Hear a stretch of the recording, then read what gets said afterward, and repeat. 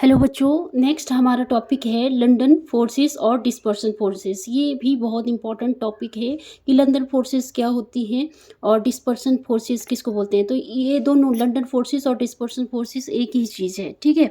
तो ये जो लंदन फोर्सेस है ये होती है नॉन पोलर जो मॉलिक्यूल्स हैं, नॉन पोलर मॉलिक्यूल्स में आ जाते हैं, जैसे हमारे सिमेट्रिकल मॉलिक्यूल्स जैसे H2 O2 N2, ठीक है। और हीलियम आ गया, नियोन आ गया, आर्गॉन आ गया। तो ये सारे क्या हैं, हमारे नॉन पोलर मॉलिक्यूल है, ठीक है।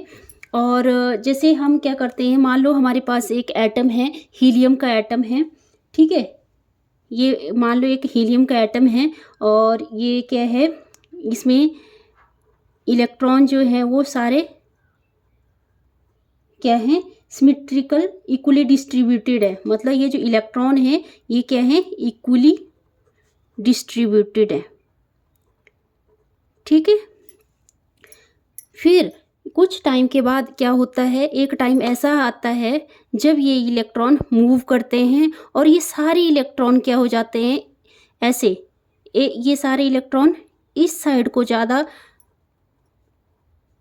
कलेक्ट हो जाते हैं। मतलब यहाँ पे जो इलेक्ट्रॉन का क्लाउड है, ठीक है, मॉलिक्यूल में वो बहुत ज़्यादा होता है और जिसकी वजह से यहाँ ये जो मॉलिक्यूल की शेप है वो भी डिस्टॉर्टेड हो जाती है, ठीक है। यहाँ पे पॉजिटिव चार्ज आ जाएगा और यहाँ पे इलेक्ट्रॉन बहुत कम आएगा, जिसकी वजह से यहाँ पे क्या हो जाता है, यहाँ पे इलेक्ट्रॉन डेंसिटी ज़्यादा है तो यहाँ पे इलेक्ट्रोनेगेटिव चार्ज आ जाएगा और यहाँ पे इलेक्ट्रो पॉजिटिव चार्ज आ जाएगा। मतलब पार्शली पॉजिटिव चार्ज और पार्शली नेगेटिव चार्ज। मतलब इसमें क्या आ गया, डाइपोल प्रोड्यूस हो जाता है। जब ये डाइपोल यहाँ पे ये इलेक्ट्रॉन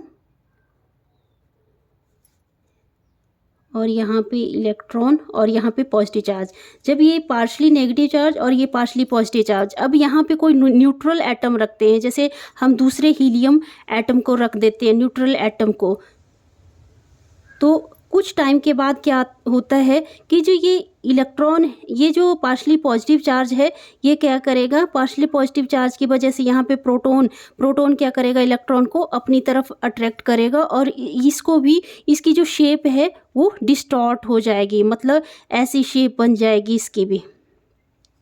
यहाँ पे इलेक्ट्रॉन डेंसिटी बहुत ज़्यादा हो जाएगी और यहाँ पे पॉजिटिव चार्ज और इलेक्ट्रॉन डेंसिटी बहुत कम हो जाएगी। मतलब यहाँ पे पार्शली नेगेटिव चार्ज आ जाएगा और पार्शली पॉजिटिव चार्ज आ जाएगा, ठीक है।